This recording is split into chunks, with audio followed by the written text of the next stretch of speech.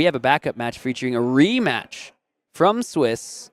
Oh, I want to get into this one. Well, let's get into it then. We have got the first seed Boltyn Breaker of Dawn taking on your most recent calling champion in Lucas Oswald. Lucas, who was doing so well, had slipped all the way down to the 8th seed, but still did make it into the top 8 here at the Battle Hardened Milwaukee. But let's dive into the action. Beginning the game here, we can hear looks like someone's taking some damage. Alex going first. Had the first seed and decided to go first. Didn't want to allow Enigma to develop any ward pieces early. Playing at a faster clip as we watch this, but starting things off by just throwing some damage, getting things set up. Illuminate goes into the soul right off the bat. Happily, I think, for Alex there. He's gotten Lucas all the way down to 36, and that Illuminate does have that on hit of going to soul, so he actually managed to start off, got some damage across, got a card in the soul, has a card in the arsenal. Rage Spectre is going to be the follow-up into the Stir the Pot, so an immediate transcension as well. However, Alex Tyler has to be happy with how that first turn went. Damage, arsenal, soul, seems good to me. But this is far different of a start compared to what we watched earlier, where Lucas struggled to find the chi in time to really transcend effectively, and by the end of it was just not able to build any sort of board, and then just kind of got steamrolled, but now, for lack of a better term, against just an aggressive Boltyn list. Now, like we said, these players have played before in this tournament a few rounds ago, so it's not just about the variance of the game, but how they change their game plans to adapt. So what do we see from Lucas going forward now that an early transcend is come down? But here's Take Flight. threatening this Rage Spectre. Only ward 1, like you said, immediate difference in these games. Lucas Oswald has immediately transcended and has found some ward pieces. That's in a block 3, 1 over the top.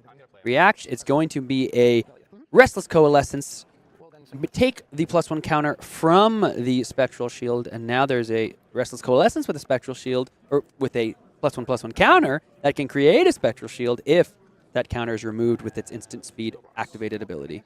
Yeah, if we're thinking about how this played out last game, there were 2 Restless Coalescence played and seen in that game, and both of them really just were ineffectual. They didn't get any value whatsoever. One of them just thrown out on turn 0 or turn 1 to block for 2. The other one just wasn't able to make any headway as well. Now we at least have some amount of value here on this one, getting some of those percentage points, and this is a massive amount of damage. It is going to soak the rest of that board. Yeah, Lucas tried to prevent as much damage as he could, but the Valiant Thrust to end the chain comes in for 7, and with only 1 card left in hand, that's the entire board gone for Lucas. Tunic up to 3 for Alex here. He's got 4 cards in his hand. All Lucas could do was pass, so that means no ward is left on the board, and if Alex has a good hand here, it's going to be challenging for Lucas to stop the damage. Engulfing Light is the play charge, so if it hits, gonna go to soul, but as of now, no go again represented, so either a pump would need to come from hand or those Snapdragon Scalers would have to be committed. Yeah, and that would be an early use of Snapdragons, but I will say, we watched the entirety of Alex play this previous game with Snapdragons up. Never had to use it. Yeah, so that's very true. This could be a fine usage of the Snapdragon Scalers if a block that does not provide a pump is not presented. But we also saw last game just the massive use of things like Courageous Steel Hand to just push over the top of damage, as well as allow you to, basically just give go again to whatever you needed. Does he have access to that in this hand? I didn't quite make out what he has, but 3 on the face of it, perhaps more coming after. Lucas here has to consider if he gives an attack action card, that makes it much easier for Boltyn to go ahead and activate, pumping up the attacks now that a charge has happened. Celestial Cataclysm in the soul, as well as that Illuminate. Astral Etchings is the block, so that's a non-attack action, but there is the Courageous Steel Hand to pump up to 6 and give go again. Looks as though Lucas might be lining up a secondary block. Or is he comfortable taking the 3 damage that's now over the top? The Fate Foreseen, Lucas does not want that Engulfing Light to go to soul. Opting to leave the card on top, but the continuation of the turn, and is he going to play another Valiant Thrust on this turn? What a crazy sequence. Giving a go again. Now, and there's the Valiant Thrust, and again, he's able to keep another 5-card hand for next turn, just pushing damage over the top continually. Now he has got this card. Maybe it's another Courageous Steel Hand. Maybe that's why he was waiting. I think it might be the Spirit of Irina, which makes it a bit of an uncomfortable arsenal there. Can't find it off the beacon. Has to be played with an action point. Lucas just blocks 12. We'll see. I'm not sure. I only got it flashed briefly, but if it's the Spirit, that means that Alex is in for an interesting set of turns here, because having to play that with your action point is much different than just charging it. And now, Alex is out of soul. Enlightened Strike saying, I believe he said go again. Yep, it is indeed going to be going again. Lucas down to 28 here. Light the way. That's going to go ahead and just take another card, see if there's anything to do at the end of the turn. Double Transcend here, going to send 2 chi back to the hand here.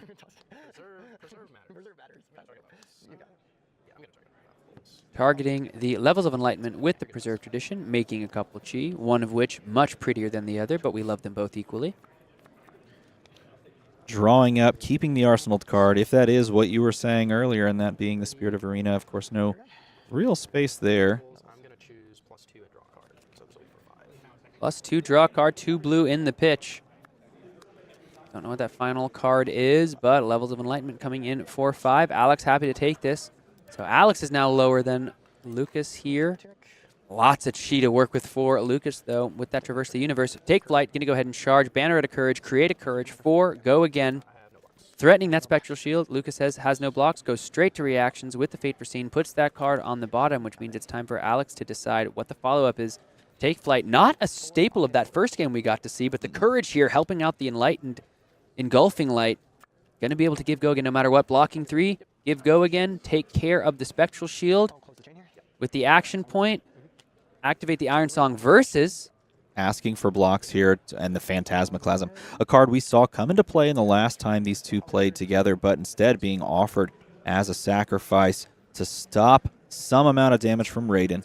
It was an attack, so it is going to pump up, and that does still leak the Courage token, which is not nothing for certain, but here is a more conventional kind of play, just sending the Miraging Metamorph off the Tunic resource.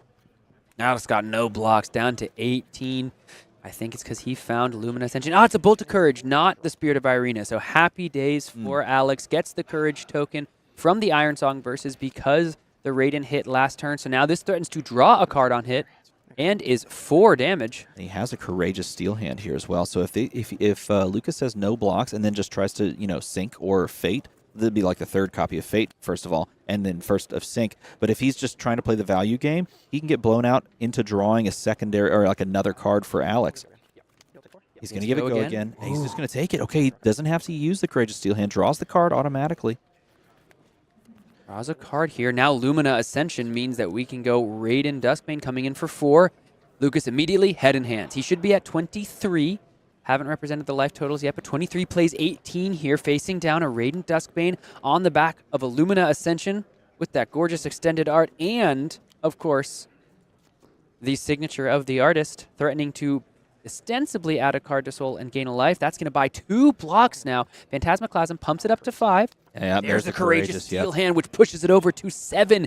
Goes 8. It goes up. And this is way over the top, meaning you still get the trigger. You still have the ability to continue this like aggressive onslaught. You hit the Banner of Courage off the top as well. So you're just going to continue it on. Sending them. He still has 2 cards in hand. Gallantry just made the quicken, right? Or maybe no. Spirit, look at this. He sends an Engulfing Light. Engulfing Light here, choosing not to charge, so this is just 4 damage. No blocks. Stress Lightning, excuse me, yeah. Lucas down to 13. And 1 card in soul, but it is that Spirit of Arena. Here is the Waxing Spectre. There's the manifestations of Miragai. Lucas, I think, a little worried about trying to utilize that Traverse the Universe to grab a card to pitch for it. Had 2 non-blocks in the hand there. Light the Way, going to go ahead and just head to the blocks. Beaming Bravado charges that Bolting Blade. Because it's a yellow, it now comes in for 4. Has the ability to react on top of this, giving it go again. I think we saw a Lumina Ascension in the hand. There's the Traverse to grab the Chi. Giving it go again. I wonder if that really was... Did I catch a glimpse correctly? And is that a Lumina Ascension? There we go. There's the send. Oh, he is going to flash it down there at instant speed. Raiden is going to connect here. I believe this was done after blocks were not declared. So Alex gets to gain a life. It's the card in the soul. Now Lucas has to think about another Lumina Ascension swing. Looks as though he's just going to take it down to 5. Another card in the soul, gain another life, card in the arsenal, but those are both 2 of 3 Lumina Ascensions used. I think there's a V in the Vanguard in the hand drawn up. Manifestations of Mirror Guy means this is going to be an attack for 8 and then ward 4 on the next turn. Ward, That's correct. Yeah, 4 on the next turn. So 8 go again, 2 floating. Uphold Tradition, make it 5, so an attack for 10 all of a sudden. Alex down to 11. Let's see if Lucas has something like a Phantasmaclasm. That would be backbreaking here. It's just going to be the Restless Coalescence. That threatens to create a couple Spectral Shields. Keep in mind there is 4 block on the board on the side of Alex, so he is a little bit more insulated than it might first appear, but still a card in arsenal, still a card in hand. This does have go again. I believe he flashed this down at instant speed. Is he now attacking with the Restless Coalescence? If so, this would spell the end of the turn, allegedly.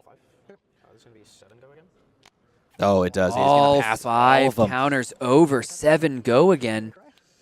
What's the follow-up? It's going to be the 10,000-year reunion, and removing 3 counters to pay for the cost. Ward 10 is now on the board. What? A follow-up and crackback from Lucas Oswald on this Enigma deck. But one, huge Majestic deserves another. V of the Vanguard is going to charge 2 cards, one of them being the Banneret of Courage. So a Courage token being created. Here's V of the Vanguard for 5. All attacks on this combat chain now get +2, but look at all that ward on the board for Lucas Oswald. In order to make this play, he has to take all the damage on the previous turn, essentially. And what a play it was, seeing the line, knowing that this is the time to go. You put all this on the board. Manifestation sits there. These wards sit there. Uphold Tradition can now soak up damage, and 10,000-year reunion is your queen that you just protect now. Express Lightning going to be 6, 7 here with the Courage token. 7 damage that can get the go again. The Raiden can get the go again. Is there a 0-cost attack to follow that up as well? Give it go, and that's going to take the 10,000-year reunion. So here's now Raiden. This one's going to be coming in, I believe, for 5. That's threatening both the Mirage and the Restless Coalescence. Giving the go again. Is there a response? No. Ward 2, create a Spectral Shield with the activated ability. Yes, Bolt of Courage, and this threatens to draw a card. Does this get the Mirror Guy here?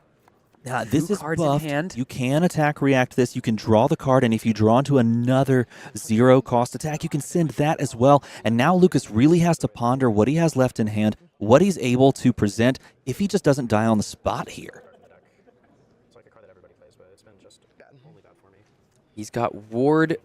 Oh, wait, the Mirage has no ward right now. It's Ward X where X is the +1 counter, so that's literally just 0 ward. Giving it go again. Looks as though blocking 1. Taking 4, Lucas down to 1. What's the draw? And it's a Beaming Bravado, and that's the game! Alex Tyler, your first seed, takes it over Enigma for the 2nd time on stream, the 2nd time this tournament, and your first seed moves on to the semifinals. This is... Oh my goodness, God, this is amazing. Dude. What a game! What a sequence. What a series of turn cycles that was, with Lumina into probably the craziest board state you could build from Lucas, and Alex just says, I'm just going to push through that. He got through Ward 10, he got through Ward, 2, like, dude, that was sick. He did it again. We are floored. All of us stood up at the same time.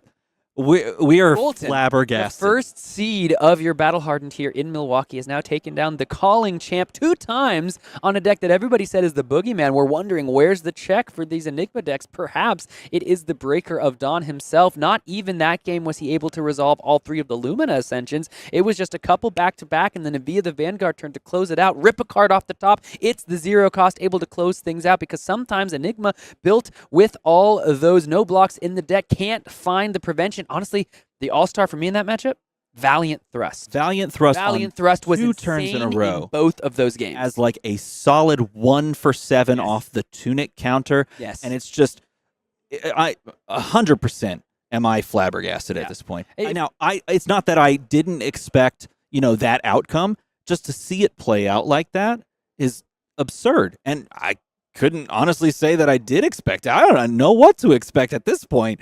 What a meta we live in it right now. It's absurd. Let's go ahead and jump into a updated bracket that we see. I mean, I'm stumbling over my words over here. Take a look at what we have now. Oh, man, we've got not just Alex sitting in the first seed playing Boltyn, the light warrior himself, versus Nick, which we watched that side of the bracket, but on the other side, it is a Verdance mirror. Sam Dando was talking to me yesterday saying, and that he'd won like 15 games straight into Verdance, but I don't know how many of those Verdance were playing. Count your blessings, because Luke Magnuson looks to have made it on into the next round. So we've got Sir Boltyn, Breaker of Dawn. We've got him facing down against Viserai, Runeblood, and then the Verdance Mirror. I have to imagine we'll be taking a look at both of these games in the feature and the backup before we move on into the finals. We'll be going ahead into those rounds in just a second. I believe we're going to be passing it over to hear from our producer about how it's going to work. Yeah, so perfect, guys. What we're going to do is watch the shorter game first. Alex and Nick most likely will wrap up, and then we can move live into the backup match and just catch everything. Hopefully will be how it plays out into, of course, the finals. Also, a little bit of color on that Sam Dando versus Luke game. It was heavily weighted in Sam's favor until, with a Verdance trigger on the stack, Luke pumped it by 24 amp to kill Sam on like the last Verdance trigger possible in the deck. Like, it was insane. It's actually kind of nuts. So unfortunately, we didn't catch that on camera, but we will definitely see both of these games coming up in just a second. So with that, little bit of a break while they set up, and we'll be right back.